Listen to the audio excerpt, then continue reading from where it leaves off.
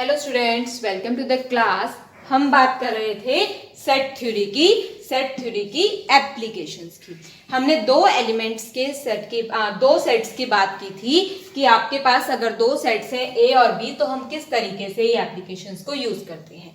आज हम एक एग्जांपल करने वाले हैं थ्री सेट्स के लिए। तो हमने क्या किया, हम एक एग्जांपल लेते हैं कि हमने एक सर्वे लिया, सर्वे ऑफ 5000 पीपल। क्या सर्वे किया? इस सर्वे में हमने चेक किया कि पीपल जो है वो कौन सा न्यूज़पेपर प्रेफर करते हैं। उसमें भी हमने 3 स्पेशल न्यूज़पेपर्स लिए। एक लिया टाइम्स ऑफ इंडिया। हमने देखा कि times of India 2000 people prefer करते हैं। फिर दूसरा हमने ले लिया इंडियन एक्सप्रेस।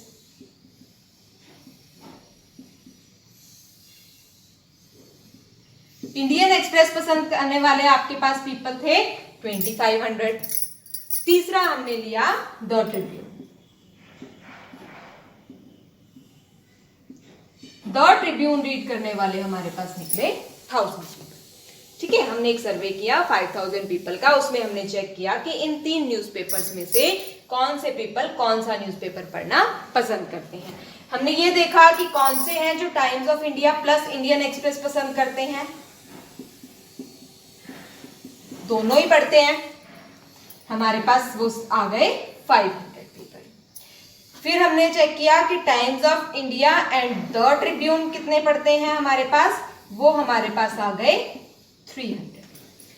फिर हमने चेक किया कि Indian Express and the Tribune पढ़ने वाले हमारे पास पीपल निकले 200। ऑल 3 पढ़ने वाले हमारे पास कितने आ गए 100। करेक्ट, इट वाज अ सर्वे। सर्वे में हमने चेक किया कि कितने लोग हैं जो ये न्यूज़पेपर पढ़ते हैं, कितने हैं जो ये पढ़ते हैं, कितने हैं जो ये पढ़ते हैं। उसमें से पहले दोनों कितने लोग पढ़ते हैं, दूसरे वाले दोनों कितने लोग पढ़ते हैं, फर्स्ट एंड थर्ड कितने लोग पढ़ते हैं, और कितने लोग हैं जो ये तीनों न्यूज़पेपर्स पढ़ते हैं। अब हमें कुछ भी चेक करना है, हमें सपोज ये चेक करना है जो सिर्फ टाइम्स ऑफ इंडिया पढ़ते हैं बाकी दोनों नहीं पढ़ते, या फिर जो सिर्फ द ट्रिब्यून पढ़ते हैं ये ऊपर वाले दोनों नहीं पढ़ते। तो उसके लिए हम क्या करते हैं, इस तरह के क्वेश्चंस जो है हम वेन डायग्राम से सॉल्व करते हैं। हमने इसका वेन डायग्राम बनाया। हमने 3 सेट्स ले लिए।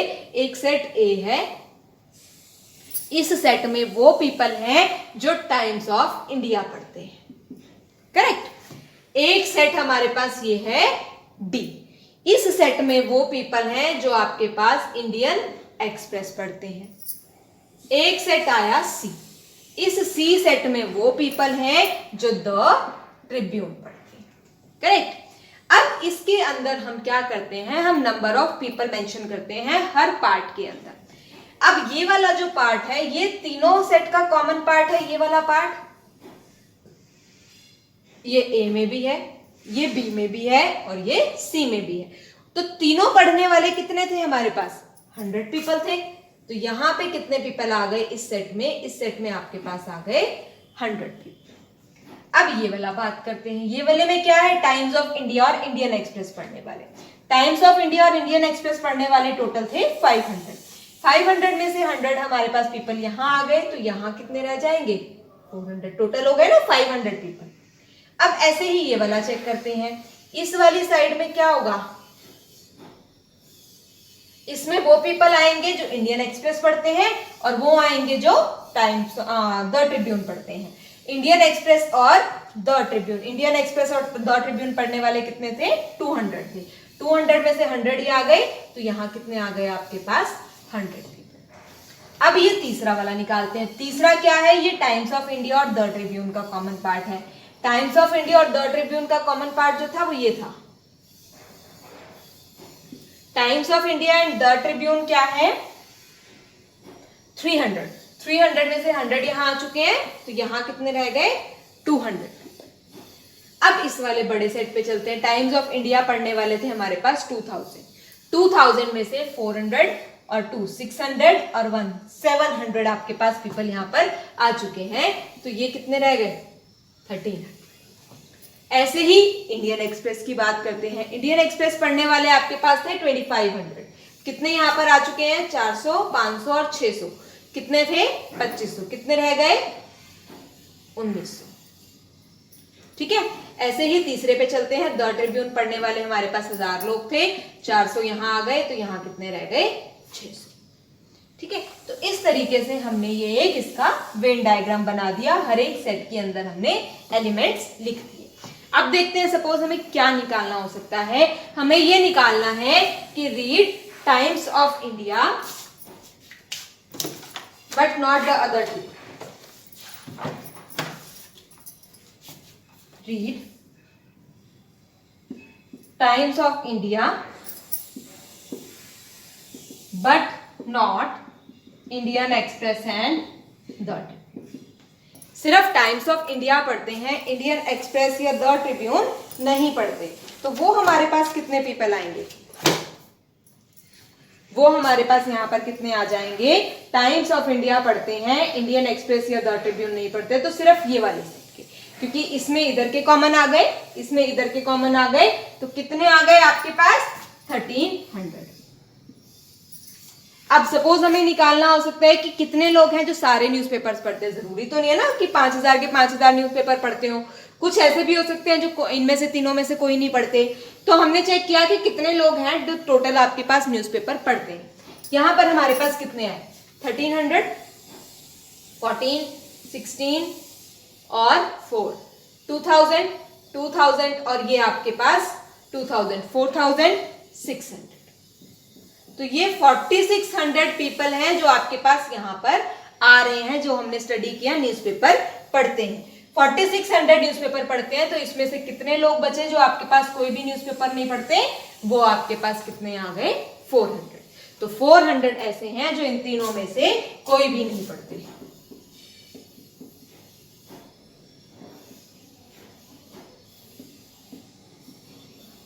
ठीक है, ऐसे ही आपने कोई और सेट निकालना है। सपोज आपने बात करनी है कि कितने लोग हैं जो इंडियन एक्सप्रेस पढ़ते हैं लेकिन टाइम्स ऑफ इंडिया या द ट्रिब्यून नहीं पढ़ते, तो वो कितने आ जाएंगे? 1900। ऐसे ही यहां से तो देखकर आपको पता चल जाएगा कि आपने किस सेट के एलिमेंट्स को उठाना है। एक बार अगर ये वेन डायग्राम बन जाएगा तो वो आपके पास सारी की सारी कैलकुलेशंस ऑटोमेटिकली हो जाएगी। ठीक है, तो कोई भी क्वेश्चन आता है जिसमें हमारे 3 सेट्स इंक्लूड होते हैं, हम उसको वेन डायग्राम से बहुत इजीली सॉल्व कर सकते हैं। The next topic we will discuss is cardinality of a set and Cartesian product.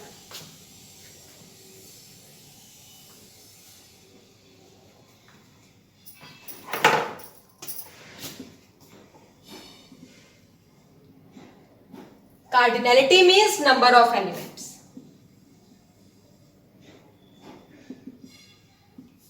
किसी भी सेट में कितने नंबर ऑफ एलिमेंट्स हैं, that is called the cardinality of a set. तो इसको हम ऑर्डर से भी डिनोट कर देते हैं, इसको हम n से भी डिनोट कर देते हैं। बेसिकली ये बात हमारे पास नंबर ऑफ एलिमेंट्स की है, लेकिन n हम तब यूज करते हैं जब सेट फाइनाइट होता है, जब हमें पता होता है इसमें कितने एलिमेंट्स हैं। ऑर्डर हम कहीं पर भी यूज कर सकते हैं। This O is used for cardinality of set. Cardinality means number of elements in a set. हमने बात की थी जब हमने सेट को डिफाइन किया था, हमने कहा था सेट में भी फाइनाइट, सेट में भी इनफाइनाइट। तो आपके पास कार्डिनलिटी फाइनाइट भी आ सकती है, कार्डिनलिटी इनफाइनाइट भी आ सकती है। नेक्स्ट हम बात करते हैं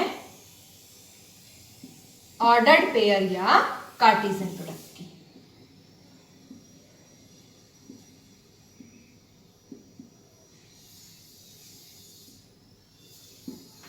हमने 2 सेट्स लिए, सपोज A एंड B।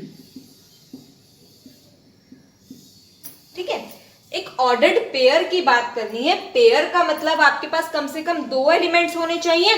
तो हमने क्या किया, पेयर को हम लिखते हैं इस तरीके से, 2 एलिमेंट्स का पेयर। इसको हम ब्रैकेट में कॉमा लगाकर 2 एलिमेंट लिखते हैं, this is called a pair. लेकिन ये आपके पास किस तरह का पेयर होगा, ऑर्डर्ड की बात कर रहे हैं, इसका मतलब इसका कुछ ऑर्डरिंग होनी चाहिए, कोई स्पेसिफिक ऑर्डर होना चाहिए। वो ऑर्डर क्या होता है कि जो पहला एलिमेंट है वो पहले सेट से होना चाहिए, दूसरा एलिमेंट जो है वो दूसरे सेट से होना चाहिए। तो ये क्या कहलाता है, किसी भी सेट का ऑर्डर्ड पेयर। अब हम बात करते हैं कार्टेशियन प्रोडक्ट की। कार्टेशियन प्रोडक्ट क्या होता है? कार्टेशियन प्रोडक्ट इस तरह के सारे पॉसिबल ऑर्डर्ड पेयर्स की कलेक्शन होता है। इसको हम डिनोट करते हैं A क्रॉस B। इस तरीके से हम इसको डिनोट करते हैं। A क्रॉस B में सारे ऑर्डर्ड पेयर आएंगे। पहले हम 1 के साथ पेयर बनाते हैं। 1 के साथ B का एलिमेंट 2 भी आ सकता है, 1 4 1 6। फिर 2 के साथ 2 2 2 4 2 6। फिर 3 के साथ 3 2 3 4 3 6। Then pairs with 4 4 2 4 4 and 4 6. This is called Cartesian product. Cartesian product आपके पास क्या होगा कि अगर आपके पास दो सेट्स हैं A एंड B, तो इस A और B के एलिमेंट्स के जितने भी पॉसिबल पेयर्स बनेंगे उन सारे पेयर्स की कलेक्शन कहलाती है कार्टेशियन प्रोडक्ट। अब इस कार्टेशियन प्रोडक्ट का कोई भी सबसेट क्या कहलाता है? Relation. R subset of A cross B is called a relation. ठीक है कि रिलेशन क्या होगा? कार्टेशियन प्रोडक्ट का कोई भी सबसेट क्या कहलाएगा? रिलेशन कहलाएगा। कैसा रिलेशन? A से लेकर B तक का रिलेशन। एक बात और, हम कार्डिनलिटी की बात कर रहे थे, हम कार्डिनलिटी यहां भी देखते हैं एक बार कि A में अगर आपके पास 4 एलिमेंट्स हैं, B में 3 एलिमेंट्स हैं, तो आपके पास इस कार्टेशियन प्रोडक्ट में कितने एलिमेंट्स आएंगे? 1 2 3 4 5 6 7 8 9 10 11 12। 4 and 3, 4 3s are 12। तो order of A into order of B, जितने इसमें एलिमेंट्स हैं जितने इसमें एलिमेंट्स हैं, दोनों को मल्टीप्लाई कर दो, किसके एलिमेंट्स आ जाएंगे? A क्रॉस B के एलिमेंट्स आ जाएंगे। तो अगर कार्टेशियन प्रोडक्ट का हमने ऑर्डर निकालना है तो वो कैसे निकलेगा? Order of A into order of B, इन दोनों को मल्टीप्लाई करके। अब हम बात करते हैं रिलेशन की। हम रिलेशन को डीपली स्टडी करते हैं।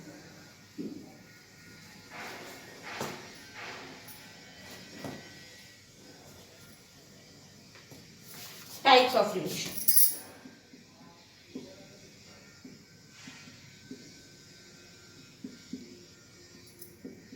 फर्स्ट होता है आपके पास आइडेंटिटी।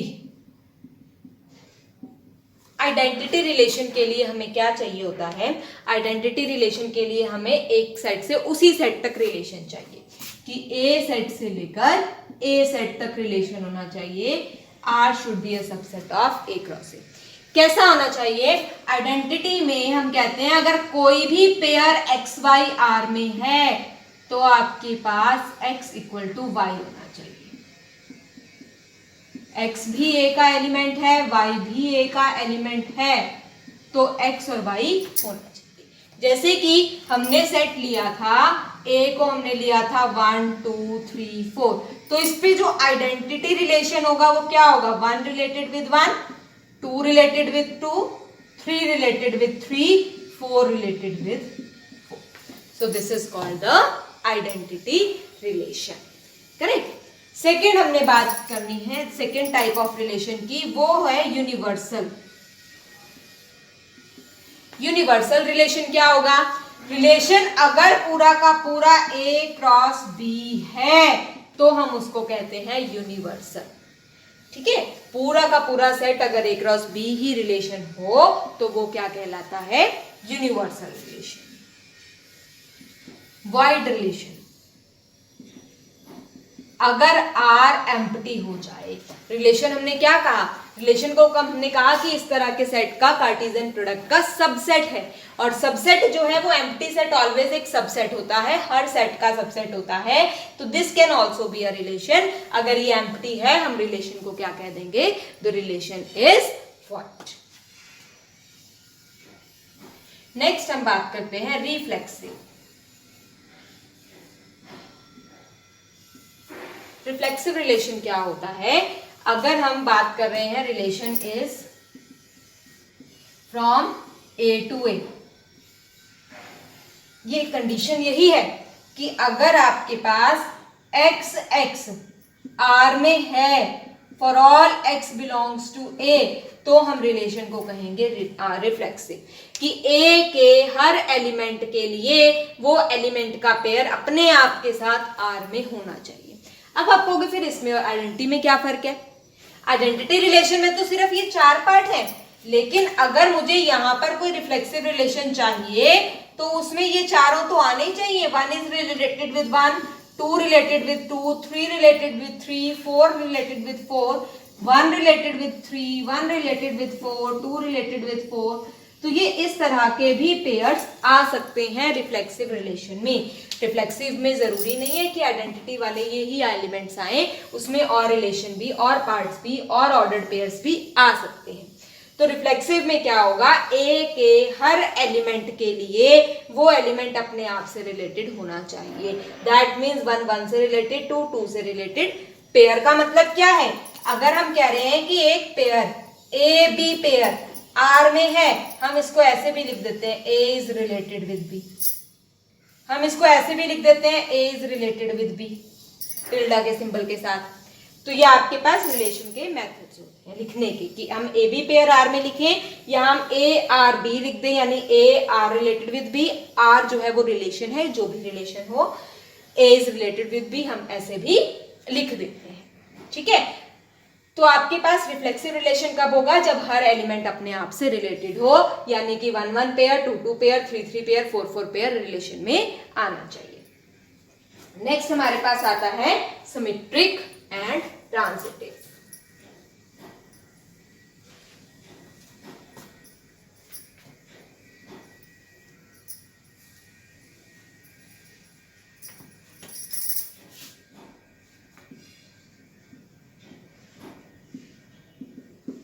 सिमेट्रिक रिलेशन सिमेट्रिक कब होगा? रिलेशन सिमेट्रिक तब होता है अगर एक्स वाई पेयर आर में है तो वाई एक्स पेयर भी आर में होना चाहिए। जैसे कि हम कहते हैं अगर पेयर 1 2 आ गया आर में तो 2 1 भी आर में ही होगा। तो इस तरह का रिलेशन सिमेट्रिक कहलाता है। उसमें हमें हर एक पेयर को चेक करना पड़ेगा कि जो पेयर आर में है उसका रिवर्स पेयर भी आर में होना चाहिए। एक और आपके पास आता है एंटी सिमेट्रिक। एंटी सिमेट्रिक मतलब इसका उल्टा, सिमेट्रिक नहीं होना चाहिए। तो इसको हम लिखते हैं कि अगर एक्स वाई पेयर आर में है और उसका रिवर्स भी आर में आ गया, जो कि नहीं आना चाहिए था, तो अगर आ गया तो हम लिखेंगे x इक्वल टू वाई, वो एलिमेंट सेम ही होंगे। डिफरेंट अगर ये एलिमेंट्स हैं, अगर 1 और 2 है तो 2 1 पेयर आर में नहीं आना चाहिए, आ गया तो वो सिमेट्रिक हो जाएगा। हमें चाहिए एंटी सिमेट्रिक। तो अगर ये आपके पास कोई चीज आर में है जिसका उल्टा भी आर में है तो ये दोनों एलिमेंट सेम होने चाहिए। यानी 1 1 आ सकता है एंटी सिमेट्रिक में, 2 2 आ सकता है, 5 5 आ सकता है, दोनों एलिमेंट सेम है ना। लेकिन अगर ये दोनों एलिमेंट डिफरेंट हैं तो उसका उल्टा नहीं आना चाहिए आपके पास। So this is called anti symmetric. Next relation is transitive.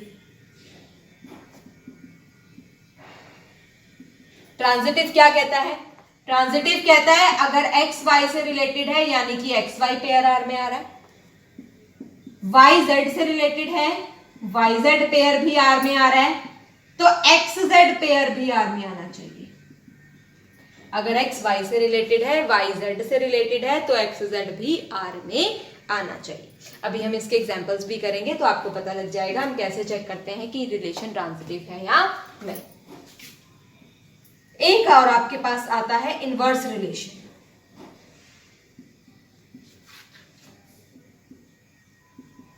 Inverse क्या हो गया? इनवर्स हम तब निकालेंगे जब हमारे पास कोई रिलेशन गिवन हो। सपोज एक रिलेशन मुझे गिवन है, उसमें पेयर्स आपके पास हैं 1 2, 1 4, 2 4, करेक्ट। अब मुझे इसके इनवर्स की बात करनी है, तो इनवर्स क्या होगा? इनवर्स में इसके के सारे रिवर्स पेयर्स आ जाएंगे, लाइक 2 1, 4 1 एंड 4। तो इनवर्स रिलेशन क्या होगा? इनवर्स रिलेशन में सारे के सारे जो है इसके रिवर्स पेयर्स आ जाएंगे। अगर ये A क्रॉस B का सबसेट है तो ये किसका सबसेट बनेगा? ये सबसेट बनता है D क्रॉस A का। ठीक है, अगर आपके पास R A क्रॉस B का सबसेट है तो R इनवर्स जो है वो B क्रॉस A का सबसेट होता है। एक चीज और हम देखते हैं कि आपके पास अगर ये रिलेशन है, इस रिलेशन में जो फर्स्ट प्लेस पे एलिमेंट्स हैं उनकी कलेक्शन क्या है, ये 1 1 2, इस सेट को हम क्या लिख देंगे 1 2, it is called the domain of R, क्योंकि दो लिखे हैं रिलेशन, R की डोमेन। अगर हम बाद वाले लिखेंगे एलिमेंट 2 4 4 यानी कि सेट 2 और 4, इसको हम क्या देते हैं रेंज। तो किसी रिलेशन की आप डोमेन या रेंज चेक कर सकते हो। डोमेन क्या होगी, फर्स्ट एलिमेंट्स की कलेक्शन, रेंज क्या होगी, सेकंड एलिमेंट्स की कलेक्शन। तो ये डोमेन और रेंज भी आप किसी भी रिलेशन की निकाल सकते हो। नेक्स्ट हमारे पास रिलेशन की स्पेशल टाइप है, वो क्या है, equivalence relation.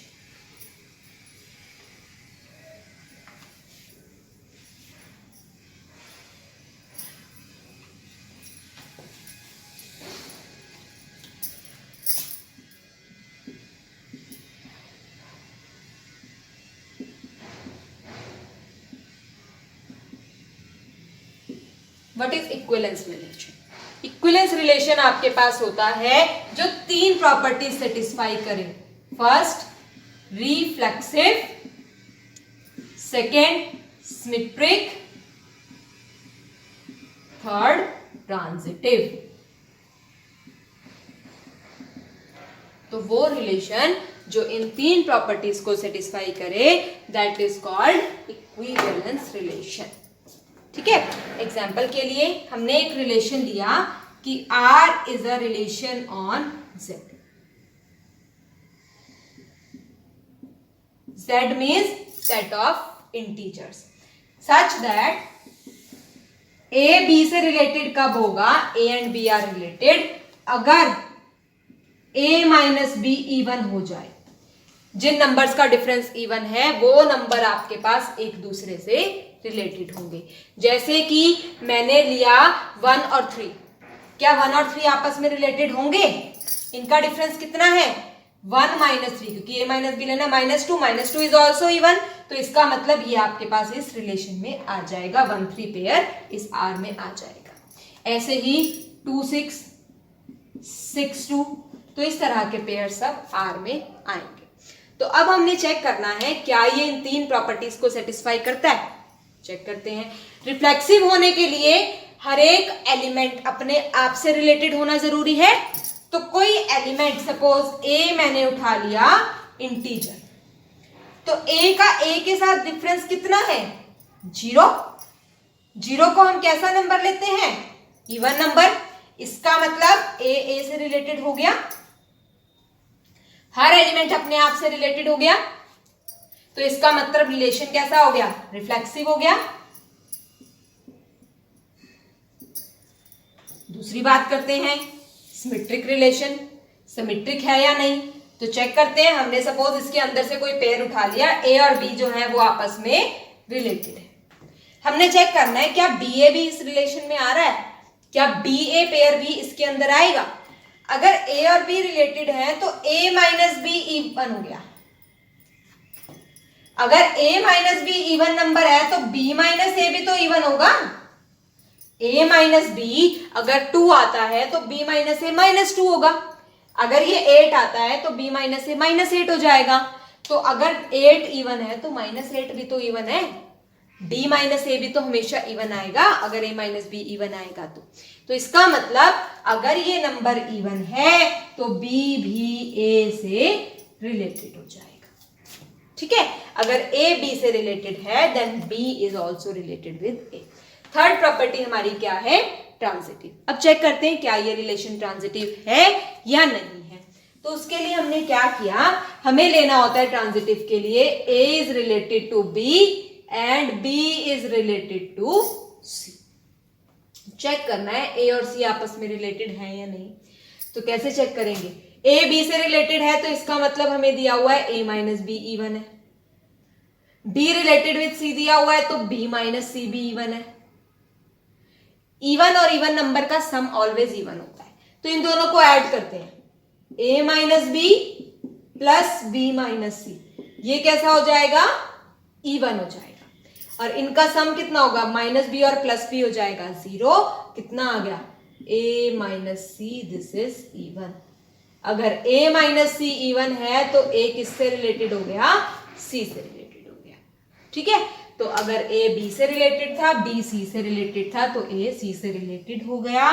That means relation कैसा हो गया, ट्रांजिटिव हो गया। तो this relation is reflexive, symmetric and transitive, therefore this is an equivalence relation. एक और एग्जांपल लेते हैं।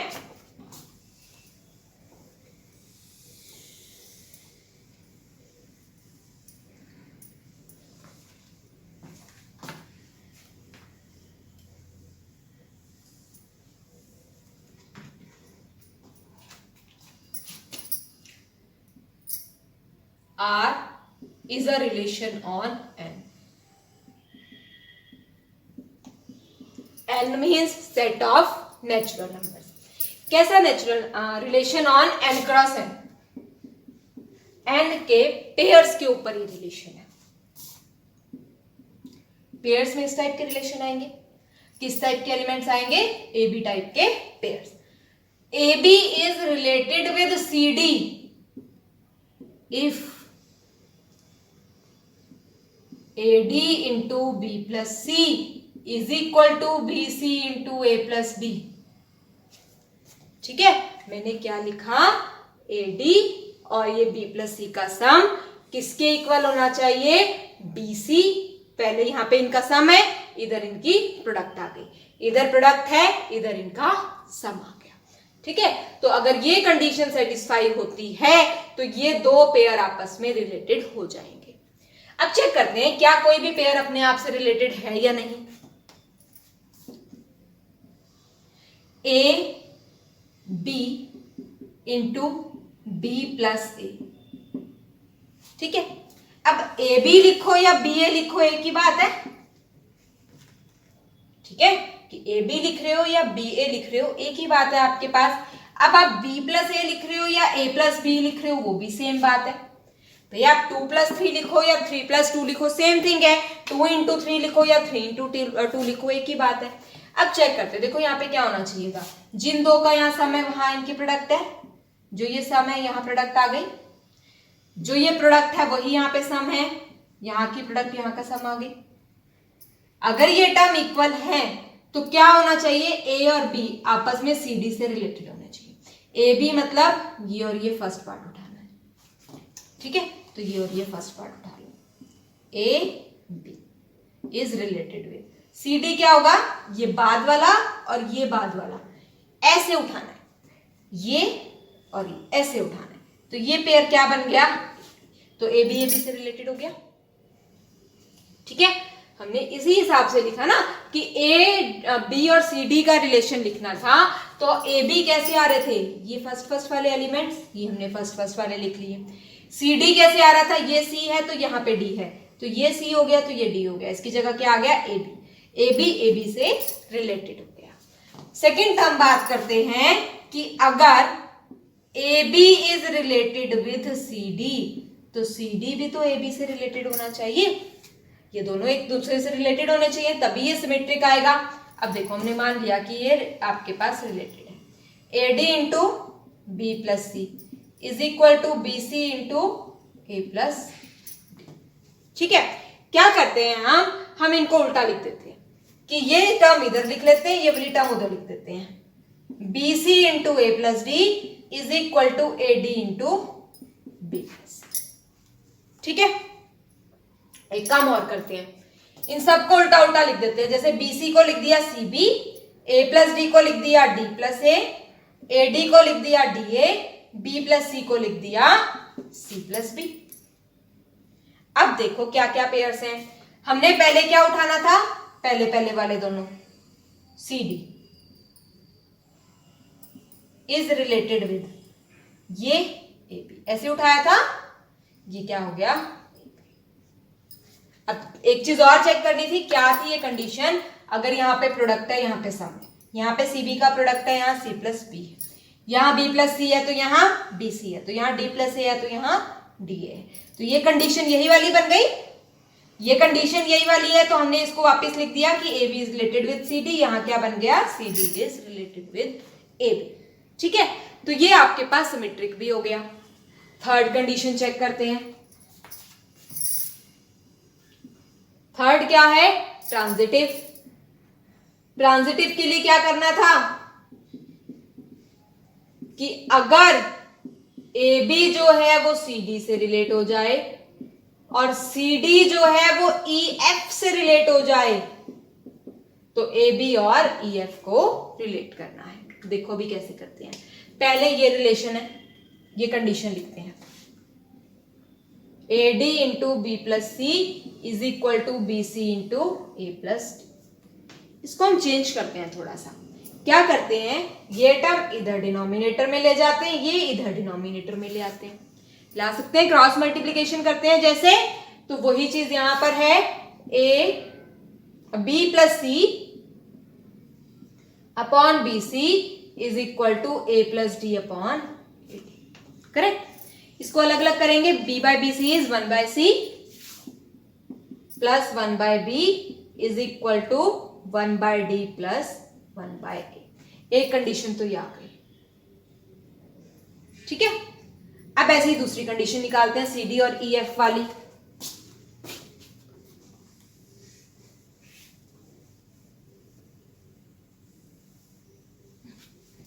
क्या बनेगी ये, इसके हिसाब से लिखो, AD पहला और लास्ट वाला, पहला और लास्ट वाला, CF,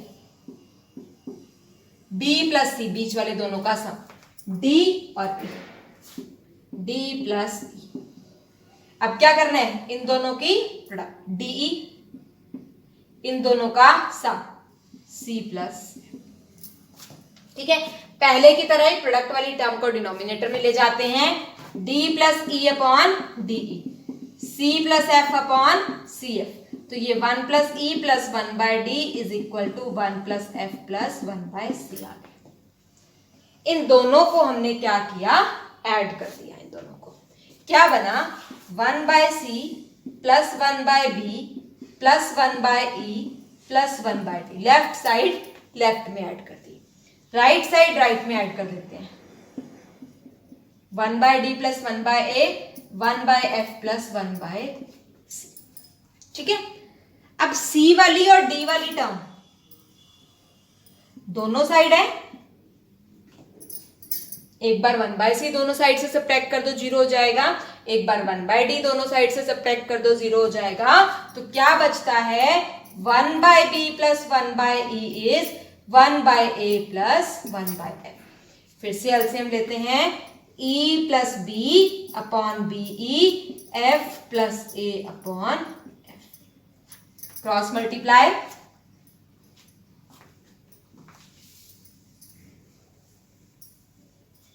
क्या बन जाएगा, FA into E plus B is equal to BE into F plus A।